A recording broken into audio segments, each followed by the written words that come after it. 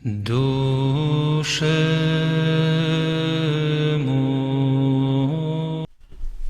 Atas nama Bapa dan Putra dan Roh Kudus, amin. Shalom Aleichem bersama Masia. Selamat bertemu kembali saudara dengan saya, Romo dari Madrid, Daniel Biantoro, Ketua Umum dan Pendiri dari Gereja Ortodoks Indonesia. Kita akan melanjutkan acara kita, yaitu menjawab pertanyaan-pertanyaan yang saudara sudah kirim kepada kami.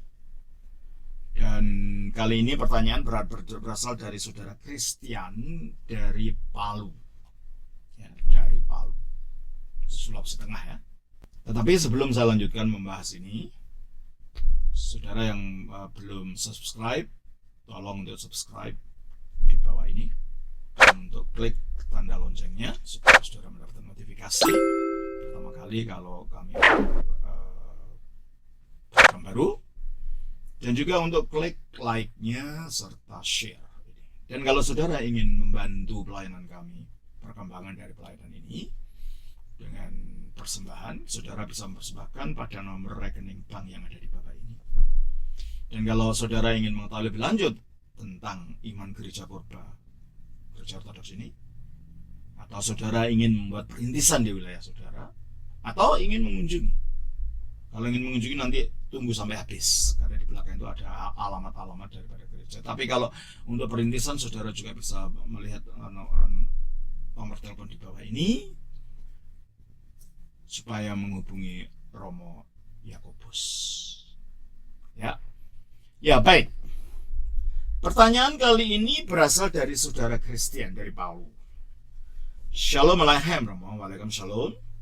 Mau bertanya, ketika Kristus datang sebagai Hakim Agung di akhir zaman, apakah ada keselamatan bagi orang-orang yang tidak percaya kepada Kristus?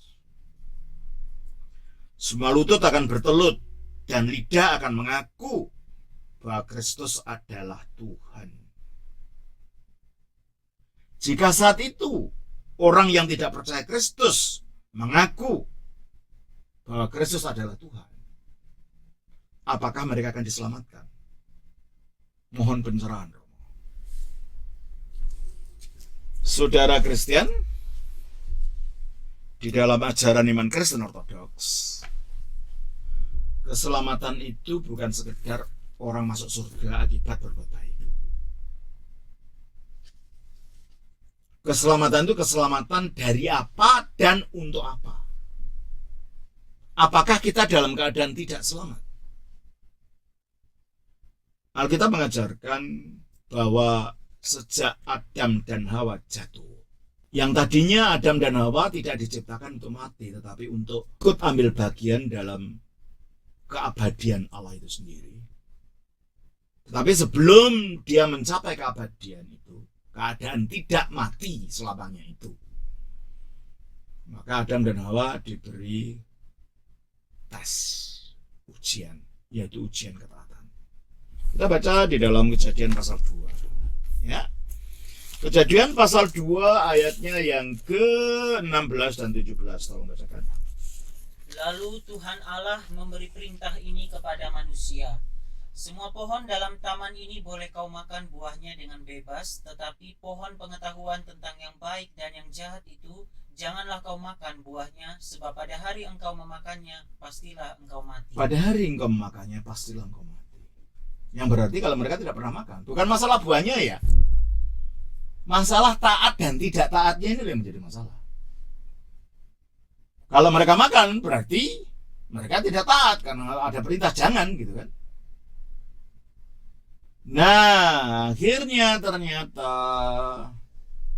kedua manusia pertama nenek moyang kita ini bukannya taat kepada Allah. Pada waktu mereka diciptakan menurut gambar dan rupa Allah. Coba kita baca di dalam Kejadian 1 ayat yang ke-26. Berfirmanlah Allah, baiklah kita menjadikan manusia menurut gambar dan rupa kita. Jadi manusia dibuat menurut gambar Allah, artinya memiliki refleksi sifat-sifat ilahi dalam dirinya, yaitu sifat-sifat moral, kasih, keadilan, belas kasihan, dan semuanya itu ada pada manusia yang tidak ada pada binatang. Dan tujuannya adalah untuk manusia mencapai dengan ketaatan melalui refleksi dari sifat-sifat Allah, melalui ketaatannya kepada Allah, untuk pada akhirnya menjadi seperti Allah, ikut ambil bagian dalam kudrat ilahi, sebagaimana dikatakan di dalam 2 Petrus pasal 1 ayat 3. Ya, 2 Petrus pasal 1 ayat 4. Dengan jalan itu, ia telah menganugerahkan kepada kita janji-janji yang berharga dan yang sangat besar, supaya olehnya kamu boleh mengambil bagian dalam kodrat ilahi dan luput dari hawa nafsu duniawi yang membinasakan Boleh dunia. ambil bagian dalam kodrat ilahi. Itu tujuannya. Bukan jadi Allah, bukan. Kodrat ilahi yang dimaksud adalah kemuliaan ilahi, kasih ilahi, kehidupan abadi yang ilahi. Itu akan diberikan pada manusia seandainya manusia taat kepada Allah. Tapi sayang, manusia oleh bujukan iblis, mereka memberontak. Mereka memberontak. Kejadian 3. Langsung aja ayat 6. Baca sendiri nanti ayat sebelumnya. Ayat 6 aja langsung. Pasal 3 ayat 6. Perempuan itu melihat bahwa buah pohon itu baik untuk dimakan dan sedap kelihatannya, lagi pula pohon itu menarik hati karena memberi pengertian. Lalu ia mengambil dari buahnya dan dimakannya dan diberikannya juga kepada suaminya yang bersama-sama dengan dia, dan suaminya pun memakannya. Nah, jadi manusia pertama itu sekarang akhirnya tunduk kepada iblis karena mengikuti suaranya iblis, melanggar dan tidak taat. Dan akhirnya, lu kok gak langsung mati? Yang terjadi adalah rohnya dulu sudah kehilangan kontak keabadian dengan Allah. Karena rohnya manusia tidak lagi memiliki kasih akan Allah, sebagaimana iblis pun tidak memiliki kasih akan Allah. Di mana tidak ada kasih, di situ tidak ada hidup. Sehingga kehidupan ilahi yang ada pada manusia itu hilang. Nah, pelan-pelan karena rohnya mengalami kematian, roh itu tidak lagi bisa menopang tubuhnya, tubuhnya mulai mati. Jadi waktu itu kematian itu berjalan pelan-pelan dari dalam, rohnya terputus dari kehidupan itu dan akhirnya kena dengan tubuhnya. Ya. Kita baca di dalam Kejadian 3 ayat 19. Dengan berpeluh engkau akan mencari makananmu sampai engkau kembali lagi menjadi tanah, karena dari situlah engkau diambil. Sebab engkau debu dan engkau akan kembali menjadi debu. Padahal tujuannya engkau debu, engkau akan diangkat pelan-pelan melalui rahmat Roh Kudus, rahmat ilahi, engkau akan menjadi mulia seperti Allah. Tetapi akibat ketidaktaatannya, menukik kembali dia, debu menjadi debu. Kehilangan hidup kekal, berada di bawah kuasa iblis, dan akhirnya apa? Ya kematian yang muncul. Dan akhirnya terpisah dari Allah yang digambarkan di dalam Kejadian pasal 3 ayat 24. Ia menghalau manusia itu, dan di sebelah timur Taman Eden ditempatkannya lah beberapa kerub dengan pedang yang bernyala-nyala dan menyambar-nyambar untuk menjaga jalan ke pohon kehidupan. Kerub adalah malaikat. Kalau bentuk jamaknya kerubim. Dan itulah nyanyian kita nyanyikan dalam liturgi suci setiap kita melakukan liturgi suci dalam Gereja Ortodoks. Kerubim. Kerubim adalah malaikat yang digambarkan bersayap dua, penjaga daripada kekudusan Allah. Oleh karena itu, waktu manusia jatuh dalam dosa, jalan ke pohon kehidupan dijaga oleh malaikat. Kenapa ini? Ya, karena manusia sudah jatuh dalam dosa. Dalam kasihnya Allah tidak mengizinkan manusia jadi kekal dalam keadaan berdosa. Nanti tidak beda dengan iblis.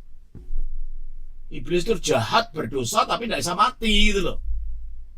Makanya Allah tidak mengizinkan itu terjadi pada manusia supaya tidak mati kekal dan tidak bisa ditebus. Maka jalan ke pohon kehidupan itu dijaga sehingga kematian bagi manusia itu menjadi rahmat, supaya manusia tidak menjadi seperti iblis, menjadi manusia yang jahat tapi tidak bisa mati setelah iblis. Berarti kalau gitu manusia sekarang berada di bawah kuasa iblis, di bawah kuasa kematian, di bawah kuasa dosa. Inilah keadaan tidak selamat itu. Jadi keadaan kalau untuk menjadi selamat berarti apa? Ya dilepaskan dari kematian, dilepaskan dari dosa, dan dilepaskan dari iblis. Yang bisa melepaskan manusia dari kematian adalah dia yang tidak punya kematian. Yang tidak punya kematian adalah Allah. Yang bisa mengalahkan iblis adalah dia yang kuasanya lebih tinggi dari iblis, yaitu pencipta alam semesta. Yang dapat mengalahkan dosa adalah dia yang tidak punya dosa, yaitu Allah sendiri. Berarti yang kita butuhkan adalah Allah yang gimana? Allah yang bertindak. Karena dosa, iblis, dan kematian itu adanya dalam tubuhnya manusia. Maka yang ilahi ini,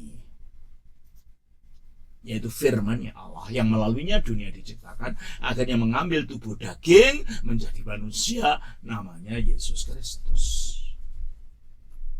Oleh karena itu setelah Yesus Kristus menjadi manusia, pertama dia mengalahkan ketidaktaatan manusia yang adalah intinya dosa melalui penyalibannya. Jadi penyalibannya itu adalah wujud ketaatan dari sang firman ini ketika menjadi manusia. Kita baca Filipi 2:8. Dan dalam keadaan sebagai manusia, ia telah merendahkan dirinya dan taat sampai mati, bahkan sampai mati di kayu salib. Taat sampai mati, bahkan sampai mati di kayu salib. Jadi kematiannya di kayu salib itu wujud ketaatannya yang mutlak. Dan ingat, yang mati di kayu salib itu bukan hanya seorang manusia laki-laki anaknya Maryam. Bukan. Yang mati di kayu salib atau ketaatan kepada kehendak Bapa itu adalah firman-Nya Allah yang menjadi manusia. Karena firman ini bersifat universal, karena yang menciptakan semuanya adalah firman-Nya Allah ini. Maka apapun yang dilakukan oleh firman ini akhirnya berlaku bagi semua manusia. Maka ketaatan firman yang jadi manusia ini akhirnya menghancurkan ketidaktaatan yang ada pada manusia akibat mengikuti kehendak iblis ini. Sehingga dengan demikian, kalau kita berada dalam Kristus, ketidaktaatan yang kita dapatkan dari nenek moyang kita. Loh kok ada nenek moyang kita? Ya, buktinya sekarang saudara kan ada di surga lagi kan. Emangnya saudara yang membetul. Kalau saudara nggak ikut kena itu, ya saudara seharusnya di surga sekarang kan. Atau di Taman Eden gitu maksudnya. Ya kalau di Alkitab bukan di surga, di Taman Eden. Taman Eden itu di bumi ini kalau di Alkitab. Hanya bumi yang mana kita tidak tahu sekarang. Ya mungkin tanah di Mesopotamia sana, daerah Irak sana. Tapi alamnya sudah beda, sudah kejatuhan. Karena manusianya sudah jatuh dari kemuliaan, maka alamnya juga beda. Mau kita cari sekarang ya tidak akan ketemu gitu lah. Taman Eden itu. Buktinya saudara sekarang bisa mati, padahal kita tidak diciptakan untuk mati. Berarti kalau gitu kita mewarisi dari mana? Kita mendapat dampak dari mana? Kita mendapat dampak dari ketidaktaatan yang pertama. Sehingga akibat dampak daripada ketidaktaatan yang pertama itu berdampak pada kita, sehingga kita tidak lagi di Firdaus, kita tidak lagi mempunyai hidup kekal, kita lebih mudah untuk berbuat jahat daripada berbuat kebaikan, kita di bawah kuasa dosa. Nah, dengan kematiannya Kristus mengalahkan ketidaktaatan itu. Oleh karena itu dikatakan di dalam Roma pasal 5 ayat 19. Jadi sama seperti oleh ketidaktaatan satu orang. Siapa ini? Ketidaktaatan satu orang ini? Adam. Terus? Semua orang telah menjadi orang berdosa. Terus? Demikian pula oleh ketaatan satu orang. Siapa ini? Kristus. Di mana? Waktu disalibkan. Semua orang menjadi orang benar. Kita dibenarkan karena ketaatan Kristus. Jadi memang Kristus mati untuk mengalahkan ketidaktaatan itu. Satu, melalui penyalibannya dosa dikalahkan oleh Kristus. Mengapa? Sebab Kristus pada dirinya sendiri tidak punya dosa. Kita baca di dalam 1 Yohanes pasal 8 ayat 5. Pasal 3 ayat 5 mungkin. Dan kamu tahu bahwa ia telah menyatakan dirinya supaya ia menghapus segala dosa, dan di dalam dia tidak ada dosa. Di dalam dia tidak ada dosa. Saya katakan tadi, yang dapat mengalahkan dosa adalah dia tidak punya dosa. Kristus dinyatakan tidak punya dosa. Kita baca juga dalam 2 Korintus pasal 5 ayatnya yang ke-21.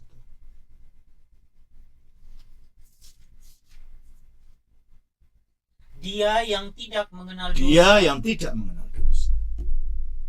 Oleh karena itu dia dalam ketaatannya, sebenarnya dia tidak perlu taat. Dia sendiri tidak punya dosa, nggak ada ketidaktaatan kok. Dia melakukan ketaatan di atas salib demi kita. Sehingga kekuatan dosa itu ketika diarahkan kepada Kristus tidak punya kekuatan, ambruk. Dosa dikalahkan karena dalam Kristus tidak ada dosa. Kristus mengalahkan dosa, lalu mati dia. Salibkan lalu mati dikubur. Kita baca dalam Ibrani 2 ayat 14. Karena anak-anak itu adalah anak-anak dari darah dan daging, maka ia juga menjadi sama dengan mereka dan mendapat bagian dalam keadaan Artinya mereka. firman Allah itu mendapat bagian dalam keadaan manusia. Jadi memang betul-betul jadi manusia. Jadi kalau orang mengatakan Tuhan kok bisa mati, dia ini firman yang jadi manusia, yang mati kemanusiaannya. Kalau keilahiannya ya enggak bisa mati. Karena dia telah menjadi manusia, maka Supaya oleh kematian. nah itu baru dia bisa mati. Kalau nggak jadi manusia gimana bisa mati? Karena firman jadi manusia maka bisa mati. Maka kalau ada orang mengecek, kok Tuhan bisa mati? Kamu tidak ngerti berarti. Gitu. Kami tahu yang mati, yang itu tahu Tuhan tidak bisa mati. Ketika dia jadi manusia, dia mati dalam kemanusiaannya. Keilahiannya tetap tidak mati. Buktinya apa? Akhirnya tubuhnya dihidupkan. Kalau dia nggak punya kehidupan, gimana bisa menghidupkan kembali tubuh yang sudah mati? Ya, baca lagi. Supaya oleh kematiannya ia memusnahkan dia, yaitu iblis yang berkuasa atas maut. Nah, kalau iblis yang berkuasa atas maut, berarti secara kategori siapapun yang mati berada di bawah kuasa iblis. Kristus mati dalam wujud sebagai manusia. Loh kalau gitu skala sama iblis dong. Kelihatannya, tapi pada hari ketiga dia bangkit. Dan setelah bangkit dari kematian, iblis tidak bisa menarik dia masuk ke dalam alam maut lagi. Iblis lumpuh melawan Kristus. Karena Kristus mati, bangkit, dan tidak mati lagi. Dan iblis tidak bisa menarik dia kembali masuk ke dalam alam maut. Berarti iblis dikalahkan. Melalui penyalipannya, dosa yang intinya ketidaktaatan dikalahkan. Melalui penguburannya, iblis dikalahkan. Dan melalui kebangkitannya, kita baca dalam Roma 6 ayat 9.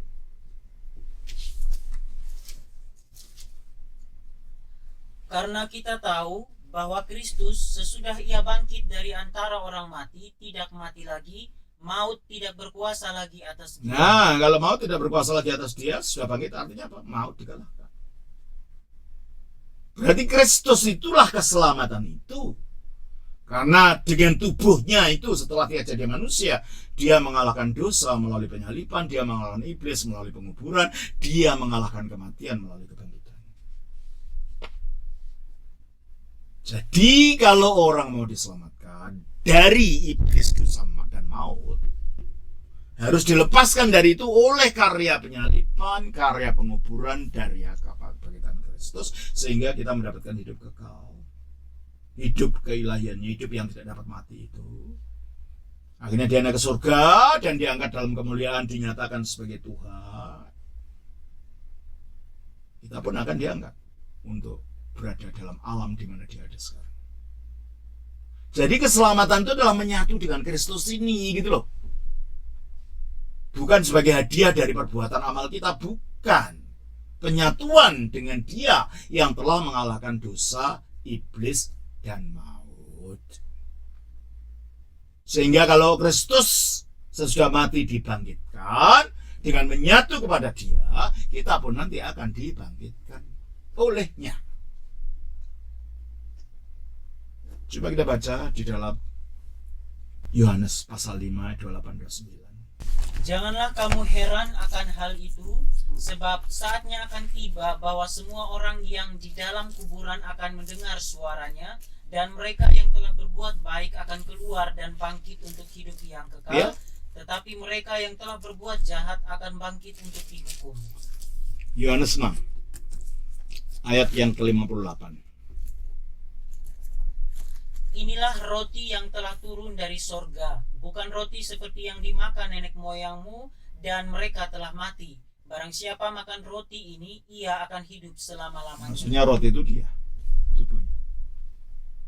Jadi kalau gitu, dengan penyatuan kita dengan Kristus, dengan kemanusiaannya yang telah dimuliakan melalui kebangkitannya ini, kita ikut ambil bagian dalam kemenangannya atas dosa, kita ikut ambil bagian dalam kemenangannya atas maut, kita ikut ambil bagian dalam kemenangannya atas iblis, dan kita akan dibebaskan dari kekuasaan ini, dan itulah keselamatan itu. Dan kita disatukan kembali dengan Allah. Dan ini terjadi, kita akan juga diubahkan menjadi seperti dia, karena dia mempunyai kuasa, diberi Bapa kuasa atas surga dan bumi, kuasa yang dapat mengubah kita, tubuh kita yang hina, menjadi seperti tubuhnya yang mulia itu. Kuasa apa? Itulah kuasa sebagai penguasa, dan istilah penguasa inilah yang akhirnya dia disebut Tuhan. Artinya Tuhan di atas segala Tuhan. Kita baca dari Wahyu pasal yang ke-19 ayat yang ke-16. Dan pada jubahnya dan pahanya tertulis suatu nama, yaitu Raja segala raja dan Tuhan di atas segala Tuhan. Itulah maksudnya Yesus disebut Tuhan itu. Tuhan di atas segala Tuhan. Dan kuasa ini diberikan oleh Bapa. Kapan? Waktu dia bangkit. Matius pasal yang ke-28 ayat 18. Yesus mendekati mereka dan berkata, "Kepadaku telah diberikan segala kuasa di sorga dan di bumi." Siapa yang memberikan? Bapa. Yang diberikan apa? Segala kuasa. Kalau orang yang punya kuasa, namanya apa? Penguasa. Kalau punya segala kuasa, apa? Penguasa di atas penguasa. Raja segala raja, Tuhan di atas segala Tuhan. Tuhan. Nah, karena Yesus diberi kuasa inilah, maka dia akan dapat mengubah kita yang percaya padanya, sehingga tubuh kita akan dibangkitkan menjadi mulia seperti tubuhnya. Itulah keselamatan itu, menjadi seperti Kristus. Filipi 3, 20-21.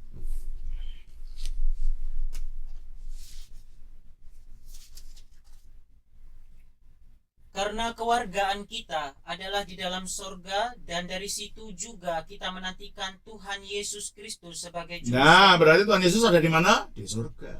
Kita nantikan sebagai apa? Juru selamat. Dalam arti apa juru selamat itu? Yaitu ayat 21. Yang akan mengubah tubuh kita yang hina ini sehingga serupa dengan tubuhnya yang Nah, tubuhnya yang bangkit dimuliakan, nanti tubuh kita jadi seperti itu. Terus, menurut kuasanya yang dapat menaklukkan segala sesuatu kepada dirinya. kuasa apa yang dapat menaklukkan segala sesuatu? Kuasa sebagai Tuhan tadi. Sebagai Tuhan, Raja segala raja. Maka jikalau kita mengakui Yesus sebagai Tuhan, disitulah, dan akhirnya dia dibangkitkan oleh Allah dalam kemanusiaannya. Itulah jalan keselamatan. Kuncinya keselamatan itu adalah percaya pada Kristus yang diangkat dalam kemuliaan dan Kristus yang telah dibangkitkan oleh Allah Bapa. Roma pasal yang ke-9, 10 ayat 9 dan 10. Sebab jika kamu mengaku dengan mulutmu bahwa Yesus adalah Tuhan, Siapa? Yesus itu adalah Tuhan, Tuhan. Terus, dan percaya dalam hatimu bahwa Allah telah membangkitkan dia dari antara orang siapa mati, yang membangkitkan Tuhan ini? bahwa Allah. Allah Bapa. Jadi Tuhan artinya bukan Allah ya kalau di sini. Tuhan artinya penguasa, raja segala raja tadi, Tuhan segala Tuhan tadi. Terus, kamu akan ya, maka kamu akan diselamatkan. nah, itulah. Jadi kalau ditanya kenapa kau mengakui Yesus sebagai Tuhan dan Allah membangkitkan dia itu sumber keselamatan, ya sudah saya jelaskan tadi, saya nggak usah terangkan lagi. Nah, pertanyaannya adalah nanti di akhir zaman, kita baca di dalam Filipi pasal yang kedua ayat 9 sampai 11. Itulah sebabnya Allah sangat meninggikan dia. Itulah sebabnya Allah sangat meninggikan dia sesudah dia mati disalib dan naik ke surga ya. Terus? Dan mengaruniakan kepadanya nama di atas segala nama. Nama apa? Nama Tuhan tadi, penguasa tadi. Apa? supaya dalam nama Yesus bertekuk lutut segala yang ada di langit dan yang ada di atas bumi dan yang ada di bawah bumi, dan segala lidah mengaku Yesus Kristus adalah Tuhan. Nah, ini kan yang dipertanyakan, yang saudara Kristen tanyakan. Semua lutut akan bertelut dan lidah akan mengaku bahwa Yesus adalah Tuhan. Apa mereka diselamatkan? Bukan.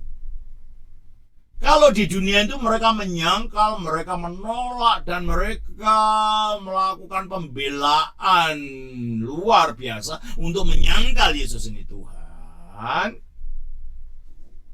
Sudah terlambat kalau mati nanti. Dia akan mengakui karena mereka tahu realitanya bahwa Yesus memang Tuhan. Jadi mau tidak mau mereka terpaksa punya Yesus itu Tuhan gitu loh. Bukan mereka diselamatkan, tapi mereka dipaksa untuk mengakui pada waktu itu bahwa Yesus itu adalah Tuhan. Jadi untuk percaya Yesus itu bukan hanya sekedar mengucapkan kata Tuhan terus selamat, tidak. Makanya dikatakan di dalam Matius 7:21. Bukan setiap orang yang berseru kepadaku, Tuhan, Tuhan, akan masuk ke dalam Ya kerajaan toh? surga. Dengan mengucapkan hanya mulut saja Tuhan, yang nggak akan selamat kalau tidak ada bukti keyakinan dalam dada, yakin betul dia itu Tuhan, dan akhirnya mengikuti perintahnya, mengikuti ajarannya. Ya gimana? Itu kan hanya mulut saja. Padahal kata Alkitab mengatakan dengan hati orang percaya. Kembali lagi di dalam Roma pasal yang ke 10 ayat 9 tadi.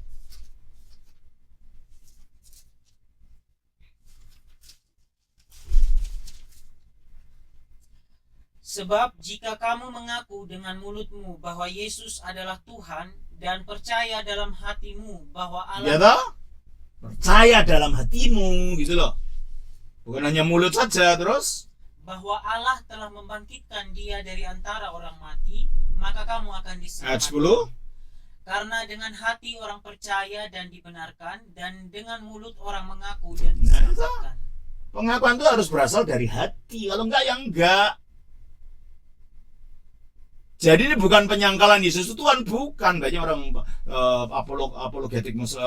apologis Muslim mengatakan ini berarti Yesus menolak itu Tuhan. Bukan itu artinya. Artinya ucapan mulut saja yang tidak disertai hati yang memunculkan perbuatan, ucapan ini tidak ada artinya gitu. Maka dikatakan oleh ayat dari Matius pasal 7 21 tadi, 21 22, tolong bacakan. Bukan setiap orang yang berseru kepadaku, Tuhan, Tuhan, akan masuk ke dalam kerajaan surga, melainkan dia yang melakukan kehendak Bapakku yang di sorga. Iya toh? Jadi kalau hanya mulut saja ya dia akan melakukan apa-apa, nggak ada iman kok. Kalau ada iman, maka melakukan kehendak Bapa. Makanya ayat 23 mengatakan, pada waktu itulah aku akan berterus terang kepada mereka dan berkata, aku tidak pernah mengenal kamu. Hanyalah daripadaku kamu sekalian pembuat. nah mulutnya mengaku Yesus Tuhan tapi perbuatannya kayak setan, ya tidak mungkin lah.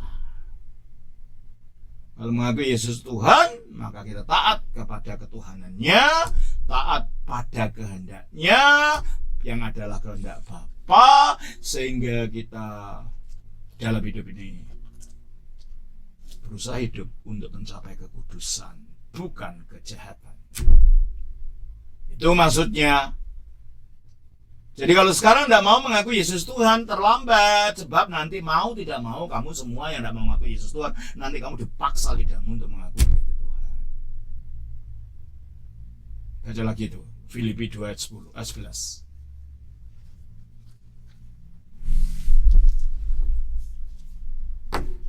Dan segala lidah mengaku Yesus Kristus adalah Tuhan bagi kemuliaan Allah Dia Bapa. tahu?